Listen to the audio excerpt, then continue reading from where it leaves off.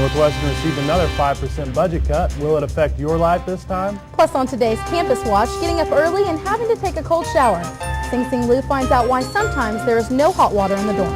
Also, theater's first production this semester, Vietnam 101, was held at Northwestern last week. Joe Perez will show you some exclusive footage of this show as well as some sneak peek of the movie Light Out on today's Entertainment Rundown. These stories and more, keep it here. 7 News starts now.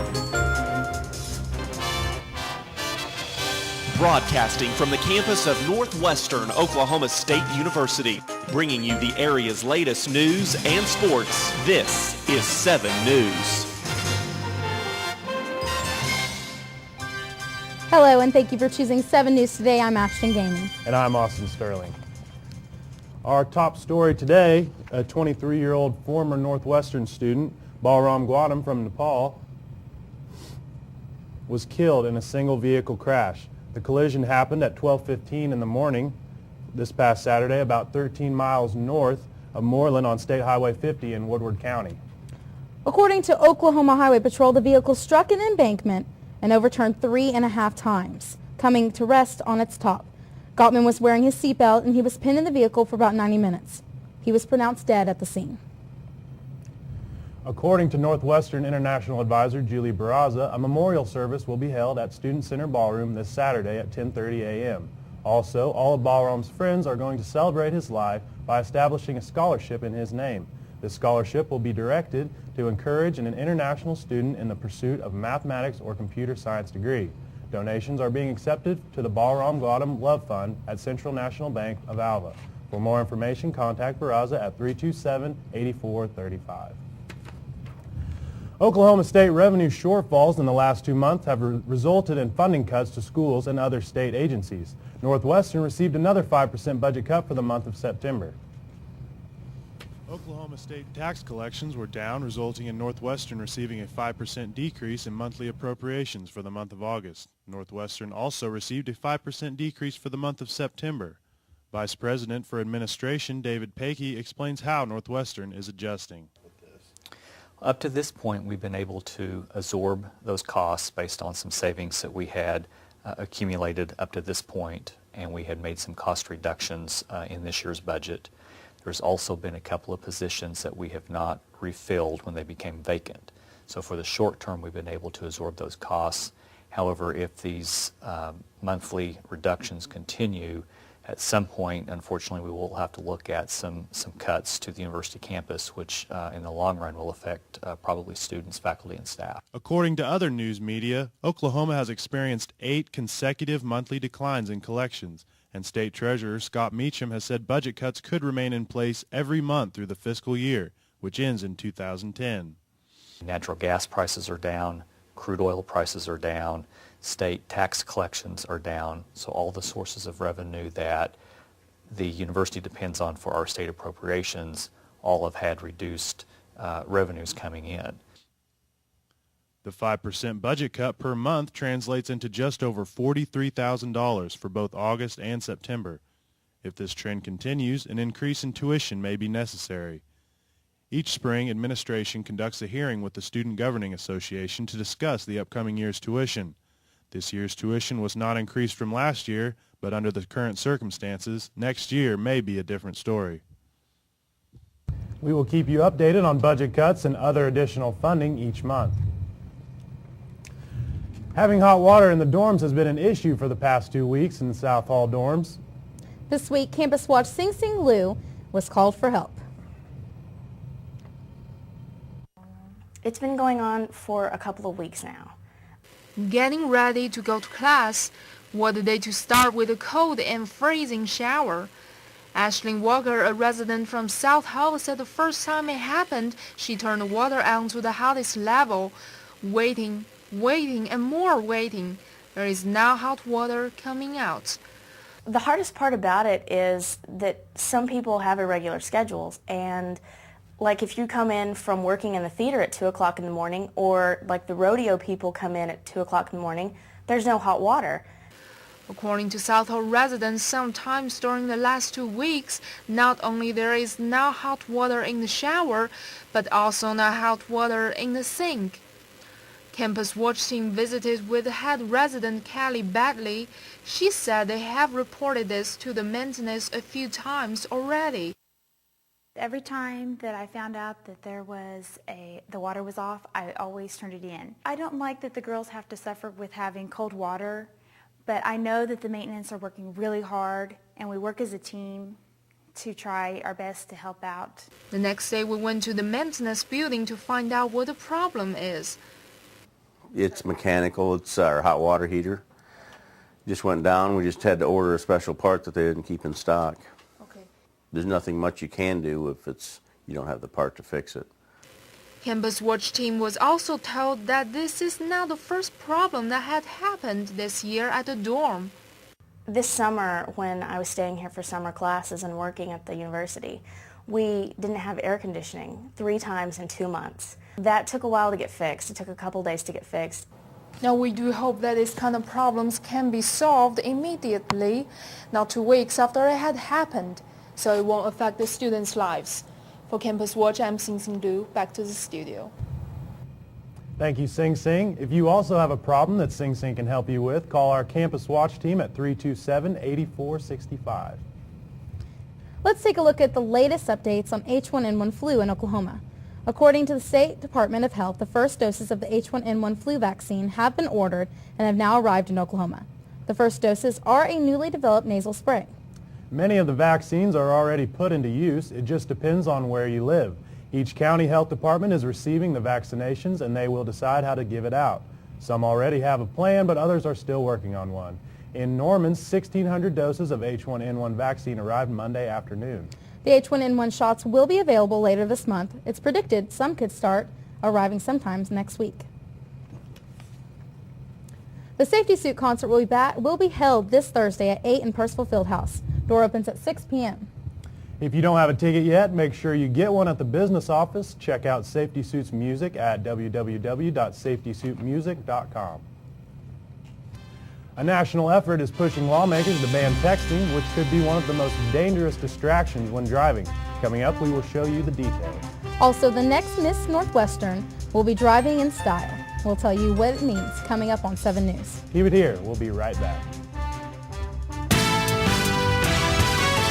You're watching 7 News, the #1 collegiate newscast in Oklahoma, with Ashton, Austin, and Becky. This is 7 News.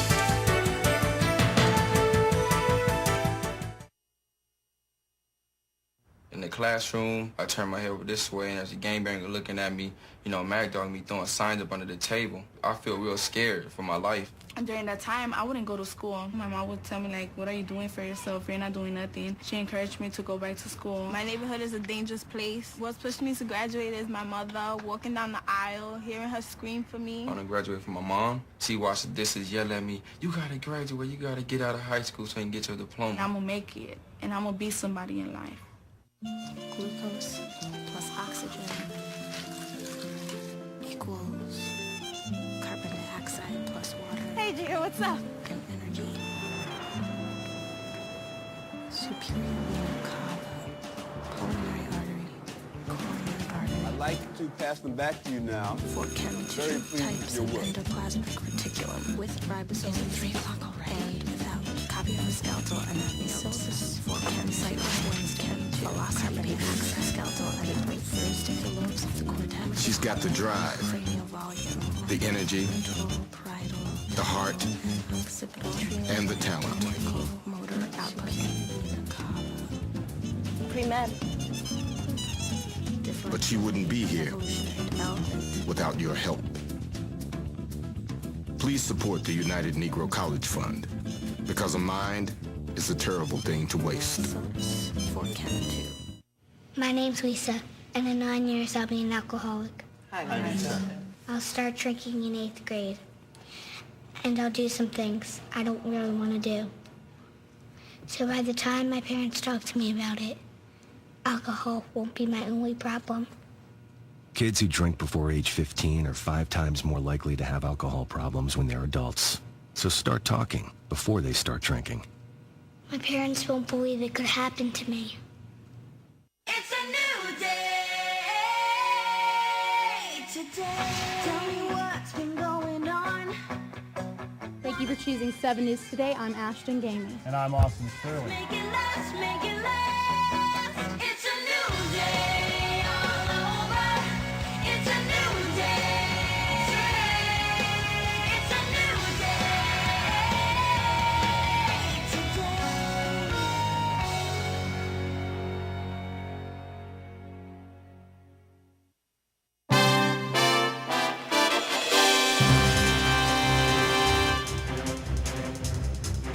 Welcome back. In June 2009, some employees of Northwestern were notified that their financial information could have been compromised by an unknown party.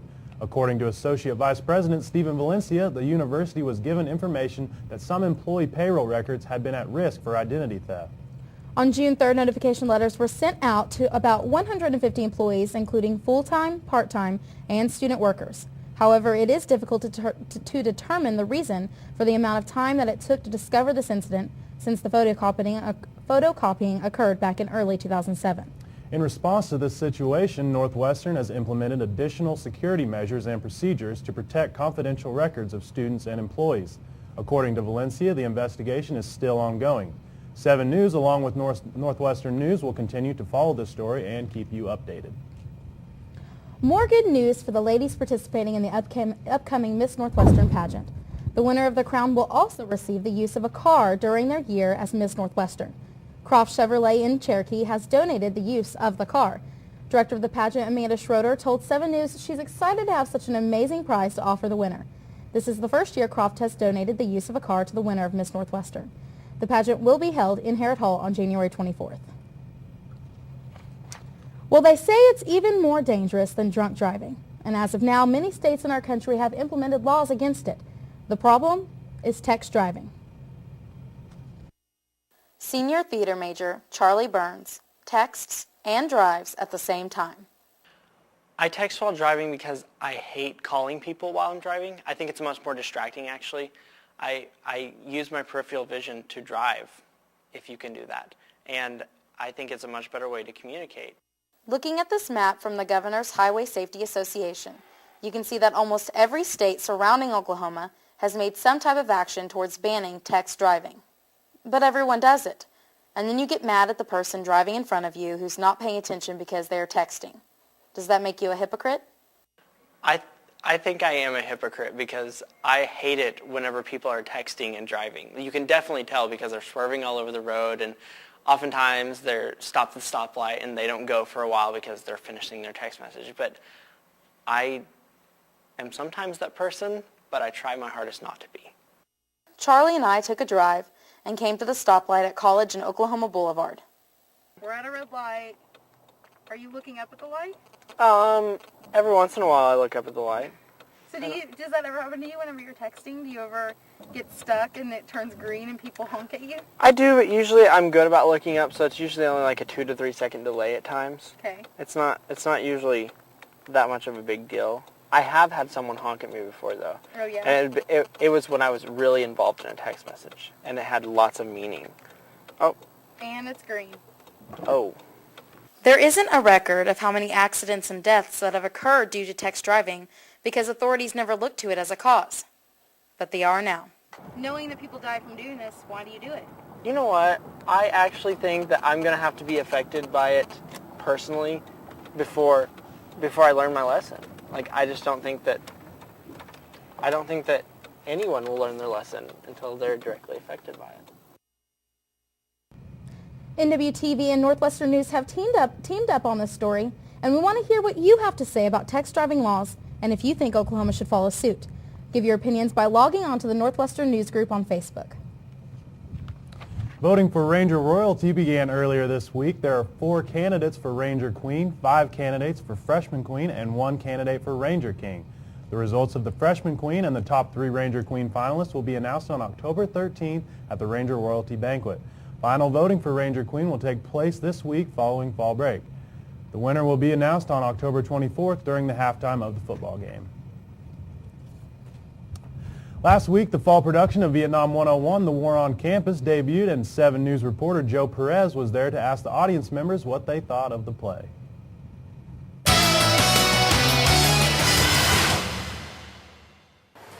Hello everyone and welcome to another segment of Entertainment Rundown. I'm Joe Perez.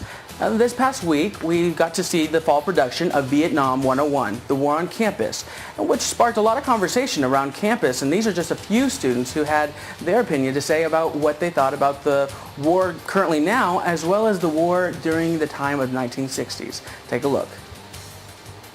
Well, I would say that the people now aren't quite as maybe dramatic about going about how they feel, expressing their feelings and that sort of thing. But there are people that feel that strongly about it. They just don't express it out in public as much, I would say. It was really good. It was nice to see them do something that you had to think about, and it brought a whole new aspect on my views of the Vietnam War. And a huge thanks goes out to the community as well as those who came from out of town, such as Louisiana and Texas. So a big thanks for coming to see this production. Now remember, the concert choir is performing a piece on October 9th at the First Presbyterian Church. That's on 7th and Church. So go and check that out. That's October 9th at 7:30. Now moving on to movies, the Rialto has got a huge movie called Whiteouts, Kate Beckinsale's newest thriller. And we have a sneak peek, an extended trailer. Take a look.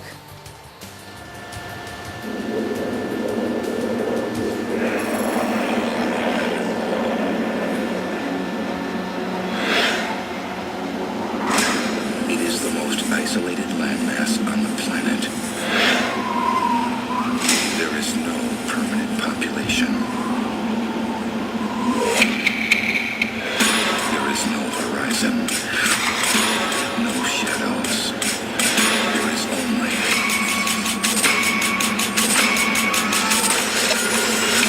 white.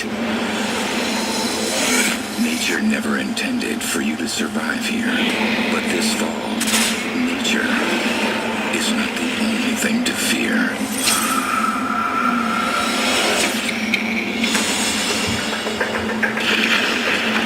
Delta 1-1 to base. We're making our final approach.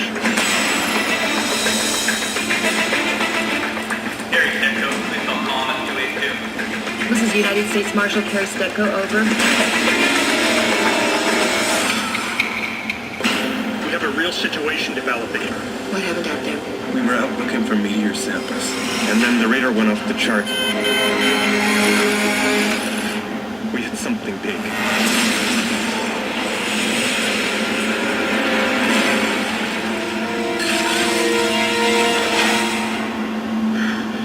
Oh my God.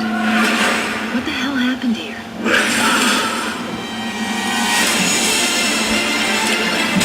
want to evac the base. I've already got 2 bodies on my hands. Could be stuck here.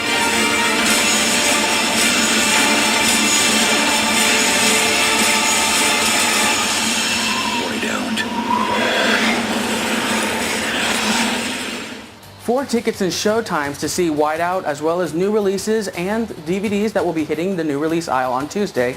You can contact Rialto at 327-1900 or by going online to www.alvareviewcourier.com for more information. That's going to be it for this segment of Entertainment Rundown. I'm Joe Perez. Back to you at the desk.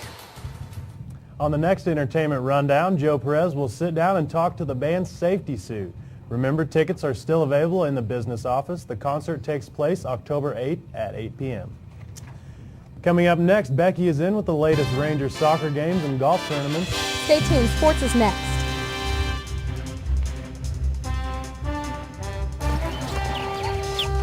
Global warming. Some say irreversible consequences are 30 years away. 30 years? That won't affect me.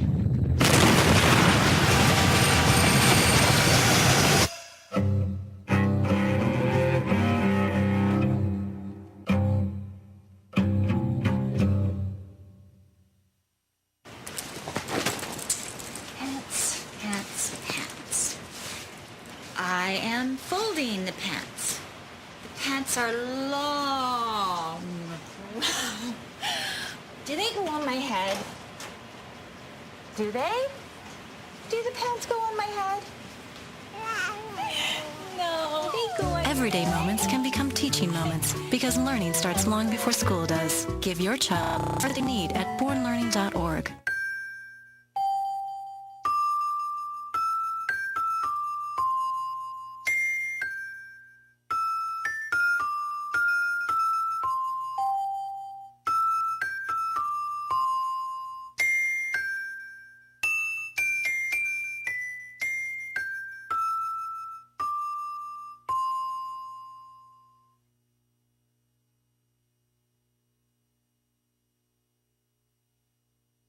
Kind of have that ADD thing to where I can't really pay attention that well. I might as well just drop out. So I bounced from like foster home to foster home. Dropped out of high school my junior year. I was hanging out with some people. Now I realize I shouldn't have. They join gangs, start doing drugs, try to sell drugs. It distracts you from everything around you. You're always having to watch your back. You can't really be yourself. The one person who really got me to go back into school was my mom, my mother. My parents were the people that helped me the most. I need them to know that it really does help me, that they're there for me.